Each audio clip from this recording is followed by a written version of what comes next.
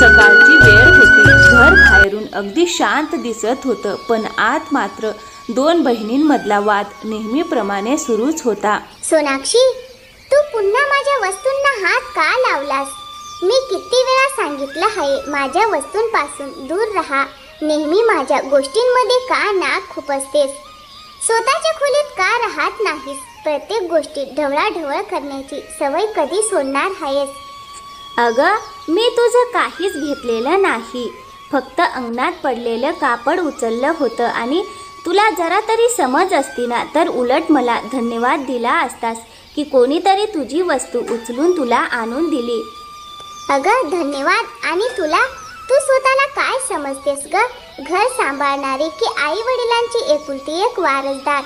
अगं, मला काही समजत नाही असं नाही. मी फक्त माझं काम करते आणि हो, वारसदार होण्याची मला काहीच हौस नाही. पण तुला असं का वाटतं की बाबांनी या घराची जबाबदारी मला देऊ शकत नाहीत किंवा मी त्यांचं ऐकणार नाही? मी ऐकेन आणि जबाबदारीसुद्धा पार पाडीन. अच्छा, म्हणजे आता तू जबाबदार मुलगी झालीस? अगं सोनाक्षी, तू तर त्या अपूर्ण कथेप्रमाणे आहेस, जिची ना सुरुवात स्पष्ट आहे ना शेवट. प्रत्येक गोष्ट तू तुझ्या दुःखाशी जोडतेस. माझी आई नाही, माझ्यासोबत वाईट झालं हेच चालू असतं. कधी तू स्वतःचा विचार केलाय का? लोक तुला का कंटाळतात? सोनाक्षीच्या डोळ्यात क्षणभर पाणी तरळलं, पण तिने ते गिळून टाकलं. तेवढ्यात रीना आत आली. तिच्या डोळ्यात थकव्यापेक्षा चिडचिड जास्त होती. अगं, हा काय तमाशा लावलाय? या घरात कधी शांतता राहणारच नाही का? अगं सोनाक्षी, तू मोठी आहेस की लहान? प्रत्येक गोष्टीवर रडणं आणि तक्रार करणं हेच तुझं काम आहे. मी तक्रार करत नाही आई. फक्त इतकंच वाटतं की कधीतरी माझ्यासाठीही एखादा चांगला शब्द बोलावा. तुम्ही दोघी नेहमी मला चुकीचंच ठरवत राहिलात तर मी काय करू? आणि कसली मोठी ग? काजल मला नावाने हाक मारते. मोठ्या बहिणीचा आदर करायचाही तिला शहाणपणा नाही. अगं, आता तू मला शिकवणार का तुला कसं समजून घ्यायचं? खरं सांगू का, जेव्हापासून तू मोठी झालीस ना, तेव्हापासून या घरात फक्त तणावच वाढलाय. मी तुला आपलंसं करण्याचा प्रयत्न केला, पण तूच कधी मला आई मानलंच नाहीस. मी प्रयत्न केला होता आई, खूप प्रयत्न केला होता. पण तुम्ही प्रत्येक वेळी आठवण करून देता की मी बाबांच्या पहिल्या पत्नीची मुलगी आहे, तुमची नाही. ही गोष्ट तुम्ही कितीही लपवायचा प्रयत्न केला तरी लपत नाही. रीना क्षणभर गप्प झाली, पण मग तिचा कडवटपणा अजून वाढला. अगं, तर मग ऐकून घे. हो, तू माझी सख्खी मुलगी नाहीस आणि हो, माझं काजलवर जास्त प्रेम आहे. पण याचा अर्थ असा नाही की तू स्वतःला बिचारी दाखवत राहायचं. आई अगदी बरोबर बोलत आहे. तू कायम तुझ्या जुन्या कथेचं रडगाणं गात राहतेस. घरात जरा आनंद आला तरी तू तुझं दुःख ओततेस. कधी विचार केलाय का, आईलाही त्रास होतो. प्रत्येक वेळी तिला हेच ऐकावं लागतं की माझी खरी आई नाही, त्यामुळे मला कोणी समजून घेत नाही. अगं, तू तर या घराला पापाचा अड्डा बनवून ठेवलंस. काजल आणि रीना टोमणे मारत खोलीतून निघून गेल्या. दरवाजा बंद होताच घरात भयानक शांतता पसरली. सोनाक्षी काही वेळ तिथेच उभी राहिली, मग स्वतःशीच पुटपुटली. काजल आणि आईसाठी मी काहीही केलं तरी माझी किंमत नाही. रोज तेच टोमणे, तेच शब्द. जणू या घरात माझं अस्तित्वच नाही.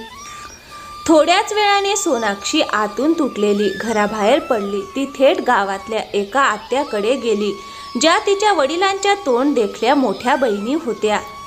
आत्या दारात बसलेल्या होत्या. सोनाक्षीला पाहताच त्यांच्या चेहऱ्यावर आनंद उमटला. ये मुली ये, तुला पाहिल्याशिवाय माझा दिवसच जात नाही. पण मुली, तू फार उदास दिसतेस. इतक्या सकाळी सकाळी असं का? कुणाशी भांडण झालं का? नक्कीच तुझी आई आणि तुझ्या बहिणीचीच करामत असणार. आत्या, घरात कोणीही माझं ऐकत नाही. काजल प्रत्येक गोष्टीत अडथळा आणते आणि आई, ती फक्त नावाची आई आहे. तिने कधीच मला मुलगी मानलं नाही. अगं मुली, तुझ्या जागी माझ्या घरात जास्त मोल आहे. चल सांग, आज काय झालं? आत्या, मी फक्त काल एक कपडा उचलत होते. काजलने इतके टोमणे मारले जणू मी तिचं काही सगळंच हिरावून घेतलं आणि आईही मलाच ओरडली. मी घरात तणाव निर्माण करते म्हणे. आत्या, खरंच मीच चुकते का ग? चुकतेस नाही सोनाक्षी, तू तर ती मुलगी आहेस जिने आई गमावूनही कधी तक्रार केली नाही, जिने वडिलांना कधी दुःखी केलं नाही आणि हे लोक तुलाच दोष देतात. पण आत्या, आईची उणीव कुणीच भरू शकत नाही. पण रीना आईने कधी प्रयत्नही केला नाही. आजही तिने मला सांगितले की मी तिची मुलगी नाही. काजल तर मला म्हणाली की तू ओझं आहेस.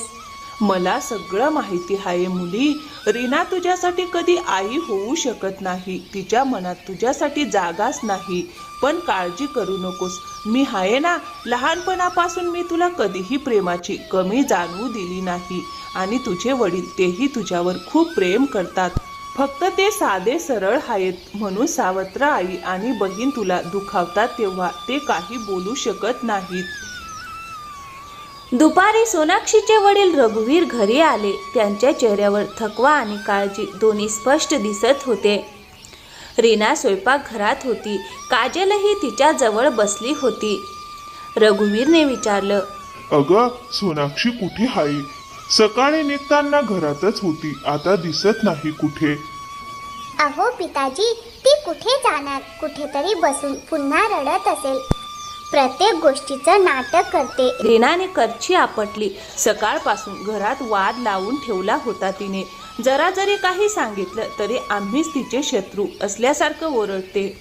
अगं तू तिला समजावलं की रोजचे टोमणे दिलेस? अहो, मी काय चूक केलं? मोठी झाली तरी अक्कल नाही. काजलशी भांडत होती आणि मलाही उलट उत्तर देत होती. रघुवीरने काजलकडे पाहिलं. काजल, तू तिला काय बोललीस? काजल थोडीशी गडबडली. पण लगेच तिरकस शब्द बाहेर पडले. पिताजी, खरं बोलण्यात काय चूक आहे? ती नेहमी तिच्या आईचंच रडगाणं गाते. ती प्रत्येक गोष्टीचा तोच मुद्दा बनवते. माझी आई नाही, मला कोणी समजून घेत नाही. प्रत्येक गोष्टीचा दोष आमच्यावरच टाकते. अरे, आम्ही तिचे सख्खे नाही का? माझी आई म्हणजेच तिची आई आहे ना. पण तिला ते समजून घ्यायचंच नाही. हे ऐकताच रघुवीरने एक खोल उसासा टाकला. त्याच्या चेहऱ्यावर दुःख, राग आणि लाज हे सगळं एकत्र उमटलं. अगं, तुम्हा दोघींना कधीच कळणार नाही ती कोणत्या वेदना मनात घेऊन जगते आहे ते. ज्या मुलीने आपल्या डोळ्यासमोर आई गमावली ती अगदी छोट्या छोट्या गोष्टींनी कोलमडून जाते. माहित नाही तुमचं भांडण नक्की कशावरून होतं, पण किमान तिची तरी काळजी घ्या. मोठी झाली म्हणजे काय झालं? तिचं मन अजूनही लहान मुलासारखं नाजूक आहे. अहो, तुम्ही नेहमी तिचीच बाजू घेणार ना? जणू आम्हीच नेहमी चुकतो. जा स्वतः जाऊन शोधून आणा तुमच्या लाडक्या मुलीला. ती तुमच्या तोंड देखल्या दिदीकडेच गेली असेल. तिथेच तर सतत जात असते. घरात एकही काम करत नाही. काही काम सांगितलं तर आम्हीच वाईट ठरतो. रोजच्या भांडणांना वैतागलेला रघुवीर रागाच्या भरात सोनाक्षीला शोधायला निघून गेला. अहो, जेवण तरी करून जा असं म्हणत रीना त्याच्या मागे बोलली. पण रघुवीर काहीच उत्तर न देता सोनाक्षीला आणायला आपल्या तोंड देखल्या बहिणीकडे निघून गेला. देव जाणे सोनाक्षी कोणत्या अवस्थेत असेल. आजही तिच्या आईने आणि बहिणीने तिला काय काय ऐकवलं असेल. असे विचार करत काही वेळातच रघुवीर आपल्या तोंड देखल्या बहिणीकडे पोहोचला. सोनाक्षी आणि रघुवीरची तोंड देखली बहीण बाहेरच बसले होते. ए रघुवीर, आज दुपारीच आलास? आपल्या लेकीला पाहायला आलास का? हो दीदी, माझ्या मुलीला न्यायला आलो आहे. घरात भांडण होऊन ती तुमच्याकडे आली आहे आणि मला माहीत आहे जेव्हा तिचं मन दुखतं तेव्हा ती नेहमी तुमच्याकडेच येते. रघुवीरची तोंड देखली दीदी सरला हसणं थोडंसं थांबली. पण चेहऱ्यावर राग नव्हता, फक्त काळजी होती. ठीक आहे रघुवीर, थोडं बस. सोनाक्षी मुली, आतून बाबासाठी एक खुर्ची घेऊन ये. सोनाक्षी आतून वडिलांसाठी खुर्ची घेऊन आली. रघुवीर बसला आणि बोलू लागला. दीदी, माझ्या घरातले क्लेश कधी संपणार कुणास ठाऊक. दररोज टोमणे भांडण, कोणीही कोणाला आपलं मानायला तयार नाही. बाबा, मी कधी आई आणि काजलला आपलं मानण्यास नकार दिला आहे का? मी माझ्या खऱ्या आईलाही पाहिलेलं नाही. तिचा एक फोटोसुद्धा तुमच्याकडे नाही. मी नेहमीच रीना आईला माझी आई मानण्याचा प्रयत्न केला, पण ना काजल मला मोठी बहीण मानते, ना आई मला तिची मुलगी. सोनाक्षी मुली, आम्ही दोघं सध्या बोलत आहोत ना, अशा वेळी तुला मध्ये बोलायला नको. तुझे वडील तुझ्यासाठी चिंतेत आहेत. जा, त्यांच्यासाठी चहा करून आण. सोनाक्षीने सरलाचं ऐकलं आणि वडिलांसाठी चहा बनवायला गेली. रघुवीर, मला माहीत आहे तू त्रासलेला आहेस, पण तू विचार कर, तू अजून किती दिवस सत्य लपवून ठेवणार आहेस? अरे, मी फक्त तुझ्यासाठी गप्प बसते आहे. गावकरी सुद्धा सोनाक्षीसाठी दया दाखवून काही बोलत नाहीत, पण हे किती दिवस चालणार? आता सोनाक्षी मोठी झाली आहे, तिला समज येऊ लागली आहे. कधी ना कधी तिला सत्य कळणारच आहे, आणि जर तिला हे स्वतःहून कळलं तर तिला फार मोठा धक्का बसेल. नाही दीदी, मी सत्य सांगू शकत नाही, ना सोनाक्षीला, ना काजलच्या आईला, ना काजलला. मला भीती वाटते, जर सत्य समोर आलं तर घरात आणखीन क्लेश होतील. आताच तर फक्त तणाव आहे. सत्य कळल्यावर ते लोक सोनाक्षीशी कसं वागतील हे सांगता येत नाही. तू चुकत आहेस रघुवीर. कदाचित सत्य कळल्यावर रीना आणि काजल सोनाक्षीला आपलंसं करतील. आपली चूक त्यांना कळेल आणि काजल तिला सावत्र समजणं थांबवेल. कदाचित सगळं नीट होईल. रीना एवढी वाईट मनाची नाही, मला माहीत आहे, पण ती अंधारात आहे, म्हणूनच ती सोनाक्षीला आपलंसं करू शकली नाही. असं कसं होईल दीदी? मी सगळ्यांना कसं समजावू? समजावणं भाग आहे. जर तू सत्य सांगितले नाहीस आणि उद्या कुणा तिसऱ्याच्या तोंडून सत्य बाहेर आलं तर तुझं घर पूर्णपणे उद्ध्वस्त होऊ शकतं. दोघं हे बोलतच होते, तेवढ्यात सोनाक्षी चहा घेऊन आली. तिच्या येताच दोघंही गप्प झाले. बाबा, चहा घ्या आणि मग घरी जा. आई आणि काजल वाट पाहत असतील. माझ्यामुळे तुम्हाला त्रास नको. तसंही आई आणि काजल माझ्यावर आधीच रागावलेले आहेत. तुम्ही जेवायला उशीर केला तर माझ्यावर आणखीन राग करतील. मी आज इथेच आत्याकडे थांबते. सोनाक्षीचं बोलणं ऐकून रघुवीर काहीच बोलला नाही. त्याने चहा पिला आणि थोड्या वेळाने तिथून निघून गेला. आत्या, तुम्ही आणि बाबा काय बोलत होतात? मी थोडंसं ऐकलं. तुम्ही माझ्याबद्दल काहीतरी बोलत होतात ना? आणि बाबा, तुम्ही काही सत्य समोर आणण्याबद्दल बोलत होता. कोणतं सत्य आत्या? हे ऐकून आत्या थोड्या गडबडल्या आणि विषय टाळत म्हणाल्या, नाही मुली, असं काही नाही. मी तर फक्त तुझ्या बाबांना एवढंच सांगत होते की त्यांच्या मनात तुझ्यासाठी असलेलं प्रेम, ते प्रेम तिला दाखव. तिलाही तर आपल्या वडिलांचं प्रेम हवं आहे. आत्याच्या बोलण्याने सोनाक्षी मान डोलावते, पण तिच्या मनाच्या कुठल्या तरी कोपऱ्यात काही प्रश्न घर करून बसलेले असतात. चल, आज तू इथेच थांबणार आहेस तर बरंच झालं. तुझा श्याम भाऊही कामावरून यायला उशीर करेल आणि तुझी वहिनी माहेरी गेली आहे. तीही काही दिवसांनीच येईल. आज स्वयंपाक करताना मला मदत कर. दोघी स्वयंपाकघरात जाऊन जेवणाची तयारी करू लागल्या. इकडे रघुवीर घरी पोहोचला. रीनाने विचारलं, अहो, काय झालं जी? सोनाक्षी सोबत नाही आली? नाही, ती आज सरला दीदीकडेच थांबणार आहे. हो, मला माहीतच होतं. तिला घरच्या कामांपासून सुट्टी हवी असते ना, म्हणूनच ती सतत आपल्या लाडक्या सरला आत्याकडेच असते.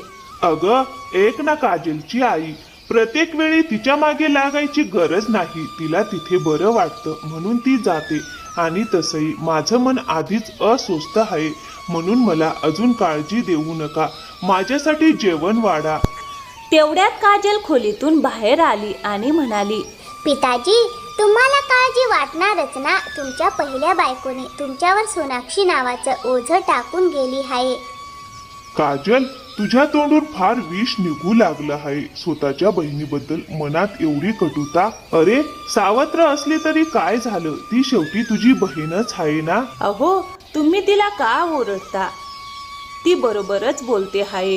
तुम्ही कधी आम्हाला सोनाक्षीच्या आईचं नाव सुद्धा सांगितलं नाही ना, तिचा एखादा फोटो दाखवला. कुणास ठाऊक तुम्ही कोणतं गुपित मनात दडवून ठेवलं आहे.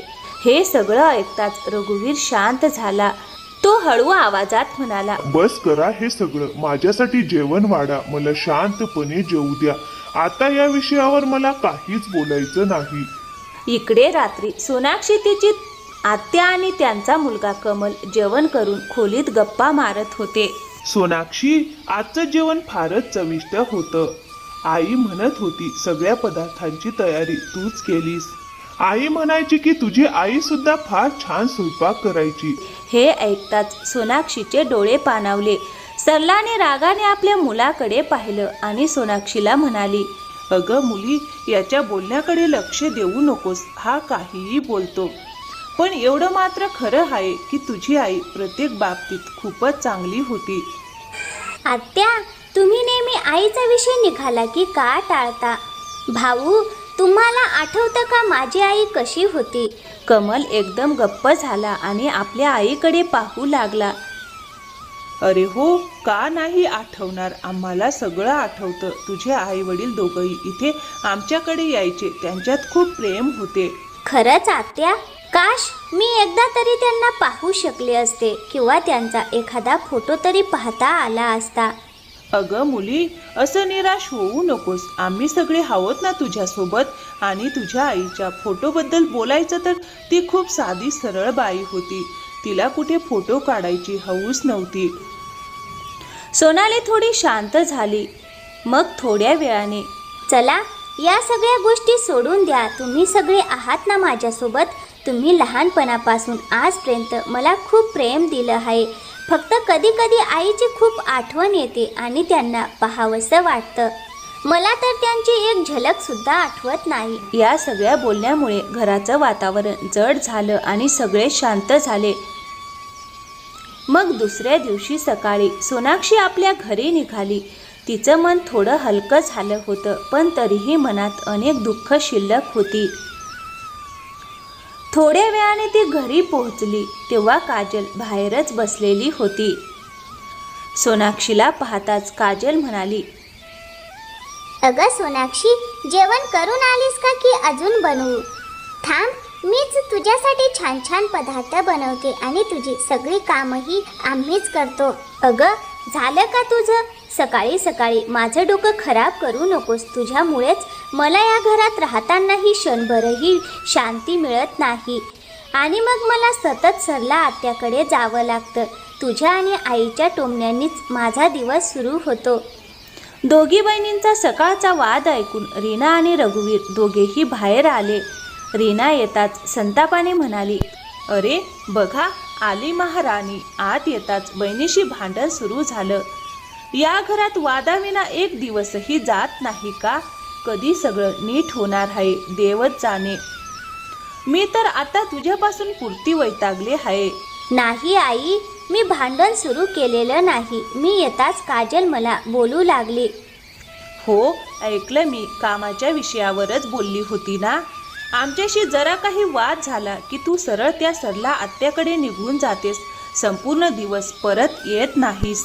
मी आणि काजल घरची सगळी कामं करतो आणि तू त्या बाईसोबत बसून आमची चुगली करत राहतेस. बस करा काजलच्या आई, कधी कधी तुम्ही मर्यादा ओलांडता. दोन बहिणींच्या किरकोळ भांडणात सरला दिदींना मध्ये का ओढता? आणि काजल, तुला मोठ्या लहानचा भान राहिलं नाही का? लहानपणी दोघी एकत्र खेळायच्या, मग आता काय बदललं? आता घरच्या कामावरून तुमच्या स्पर्धा का सुरू झाली आहे? रघुवीर एवढं बोलूनही घरातलं वातावरण मात्र शांत झालं नाही. काजल आणि सोनाक्षी दोघींचा श्वास वेगाने चालू झाला होता. दोघीही प्रचंड रागात होत्या. हो हो, आम्हाला सगळ्यांसमोर चुकीचं ठरवा. जणू या घरात भांडण फक्त आम्ही दोघीच करतो. तुला सवय आहे गोष्टी उलट्या सांगण्याची. सुरुवात तू करतेस आणि दोष मात्र माझ्यावर टाकतेस. दोघींचं बोलणं ऐकून रीना आणखीनच भडकली. बस करा आता, हे सगळं आमच्याकडून सहन होणार नाही. सोनाक्षी, तू स्वतःला काय समजतेस ग? तुझ्यामुळे रोज घरचं वातावरण बिघडतं. पूर्वी तू तुझ्या लहान बहिणीवर खूप प्रेम करायची, पण आता तुला फक्त तुझ्या मरण पावलेल्या आईबद्दलच जाणून घ्यायचं असतं आणि तिचीच आठवण काढत बसतेस. तू आम्हाला स्वतःचं मानतच नाहीस आणि वर स्वतःला बिचारी दाखवतेस. रीना, प्रत्येक गोष्टीत ओरडू नकोस. कधी सोनाक्षीचंही ऐकून घे. तू सतत मरण पावलेली आई, मरण पावलेली आई असं का बोलत राहतेस ग? थोड्या आदराने बोलायला शिकलं पाहिजे. पण रीना गप्प बसली नाही. उलट रागाने तिचा चेहरा आणखी लाल झाला. अच्छा, म्हणजे तुम्हाला नेहमी माझी चूक दिसते का? या मुलीच्या मनात आमच्या विरुद्ध किती विष भरलेलं आहे याची तुम्हाला कल्पनाही आहे का? ठीक आहे आई, मी आता या घरात राहणार नाही. मग तुम्हा सगळ्यांना शांती मिळेल.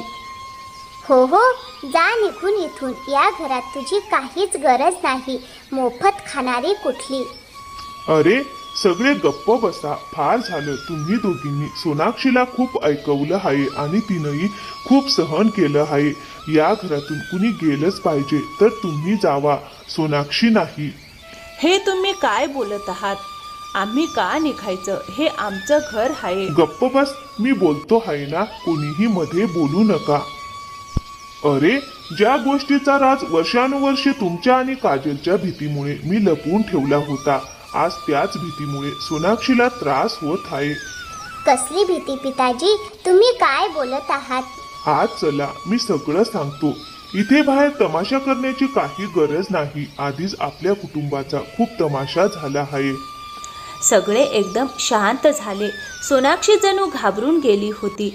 तिला असं वाटत होतं की वर्षानुवर्षे तिच्या हृदयात धगधगत असलेली आग आता विझण्याची वेळ आली आहे. सगळे आत गेले आणि शांतपणे बसून बोलू लागले. रघुवीर थोडासा रागात होता. त्याचा असा अवतार घरच्यांनी कधीच पाहिला नव्हता. म्हणून सगळे गप्प बसून त्याचं बोलणं ऐकू लागले. आज मी सगळं सत्य सांगणार आहे. वर्षानुवर्षे मनात दडवून ठेवलेला हा राज आज बाहेर काढणार आहे.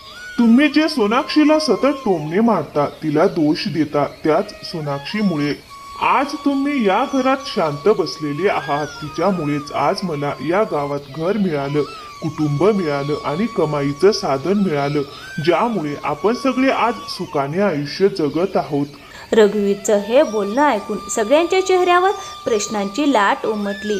रीना तिरकस नजरेने सोनाक्षीकडे पाहते आणि मग रघुवीरकडे वळून म्हणते, हे तुम्ही काय बोलत आहात? किती विचित्र गोष्टी सांगत आहात. ही मुलगी तुम्हाला सगळं कसं काय देऊ शकते? उलट तुम्हीच तर तिला लहानाचं मोठं केलं आहे. नाही काजलच्या आई, हे पूर्ण सत्य नाही. मी फक्त माझी जबाबदारी पार पाडली आहे. पण या मुलीकडून मला जे मिळालं आहे त्याच्या तुलनेत हे सगळं काहीच नाही. मी आयुष्यभर या मुलीचा आणि तिच्या आई वडिलांचा ऋणी राहील. हे ऐकताच सगळ्यांनीच कान टवकारले. आई वडील, काय अर्थ आहे याचा? तुम्ही तिचे वडील नाही आहात का? आणि तिची आई कुठे आहे? पिताजी, तुम्ही काय बोलत आहात? मी तुमची मुलगी नाही का? रघुवीरने मान खाली घातली आणि दुःखी आवाजात म्हणाला, नाही मुली, काश तू माझीच मुलगी असतीस. मी कधीच तुला तुझ्या लहान बहिणी काजलपेक्षा कमी प्रेम दिलं नाही. तू माझ्या रक्ताची नसलीस तरी तुझ्या नशिबानं मला माझ्या रक्तापेक्षाही अधिक दिलं आहे. रीना आणि काजल स्तब्ध झाले होते. त्यांच्या मनात असंख्य प्रश्न उभे राहिले. दोघीही रघुवीरकडे प्रश्नार्थक नजरेने पाहू लागल्या. ही गोष्ट आजची नाही, ही अनेक वर्षापूर्वीची कथा आहे. त्या काळी मी एक गरीब अनाथ तरुण होतो. माझ्याकडे राहायला घरही नव्हतं. कामाच्या शोधात मी या गावात आलो होतो आणि इथेच नशिबाने माझी भेट सोनाक्षीच्या वडिलांशी करून दिली. त्यांनी मला ते सगळं दिलं जे कदाचित माझ्या नशिबातही नव्हतं. त्यांनी मला आपल्या लहान भावासारखं स्थान दिलं, गावात मान सन्मान दिला, ओळख करून दिली. त्यांचं नाव रंजन होतं. मनाने अतिशय स्वच्छ आणि धाडसी माणूस होता तो. रंजन भाऊंनी आपल्यासारख्या स्वच्छ मनाच्या आणि चांगल्या स्वभावाच्या मुलीशी लग्न केलं होतं. मीरा वहिनी प्रत्येक कामात कुशल होत्या. रंजन भाऊ आणि मीरा वहिनी आपल्या आयुष्यात खूप आनंदी होते. काही दिवसातच त्यांच्या आनंदाला दुहेरी भर पडली. त्यांच्या आयुष्यात एक लहानशी बाहुली आली, आपली सोनाक्षी. त्यांना आई वडील होण्याचा आनंद मिळाला आणि मला त्या गोड मुलीचा काका होण्याचा. पण नशिबाला आमचा आनंद मंजूर नव्हता आणि एके दिवशी रंजन भाऊ आपल्या दुकानासाठी सामान आणायला जवळच्या शहरात गेले, पण ते परत आलेच नाहीत. अपघातात त्यांचा मृत्यू झाला. हे ऐकून मीरा वहिनीही धक्क्याने गेल्या आणि जाताना त्यांनी आपली मुलगी माझ्या हाती सोपवली. रघुवीर थोडा वेळ शांत झाले. खोलीत सन्नाटा पसरला होता. मीरा वहिनींची चिता अजून थंडही झाली नव्हती. तोच गावात पंचायत बसली. सगळ्यांना माहीत होतं की रंजन भाऊला या जगात माझ्याशिवाय कुणीही नव्हते. ना आई वडील ना भाऊ, फक्त मी होतो. पंचायतीत ठरलं की रंजनचं घर, दुकान आणि मुलगी सगळं रघुवीरची जबाबदारी. आजपासून सोनाक्षी रघुवीरची मुलगी, रक्तानं नाही पण नात्याने. रघुवीरांचा आवाज भरून आला. ज्या दुकानात मी आजही कमावतो त्याच दुकानातून या कुटुंबाचा उदरनिर्वाह चालतो आणि ज्या मुलीला तुम्ही टोमणे मारता तिच्यामुळेच आज आपण इथे सुखात आहोत. हे ऐकून रीना पांढरी फटक पडली. हो सोनाक्षी, तू माझीच मुलगी आहेस, जगासमोरही आणि मनातही. काजलच्या डोळ्यात पाणी आलं. पिताजी, आम्ही तुम्हाला कधी समजूनच घेतलं नाही. तुम्ही माझे खरे वडील नसतानाही कधी मला ते जाणवू दिलं नाही. रक्ताचं नातं लहान असू शकतं पण कर्माचं नातं फार मोठं असतं. अहो, माझी फार मोठी चूक झाली. मत्सर आणि भीतीपोटी मी तुला खूप दुःख दिलं. काजल रडतच म्हणाली. दीदी, आजपासून जर मी तुला टोमणा मारला तर मला घराबाहेर काढ. आता आपण भूतकाळ विसरूया. आज मला आई वडील आणि बहीण मिळाली. रघुवीरांनी दोघींनाही जवळ घेतलं. आजपासून या घरात कोणीही परक नाही. माझ्या 2 मुली आहेत आणि दोघीही समान. वर्षानुवर्षाची आग आज शांत झाली होती. अंगणात ऊन उतरलं होतं आणि त्या घरात प्रथमच खरा सुकून नांदत होता. तर मित्रांनो, कशी वाटली आजची कथा? आवडली असेल तर व्हिडिओला एक लाईक करा आणि हो, आमच्या चॅनलवर नवीन असाल तर प्लीज चॅनलला सबस्क्राईब नक्की करा आणि हो, काही चूक झाली असेल तर क्षमा करा.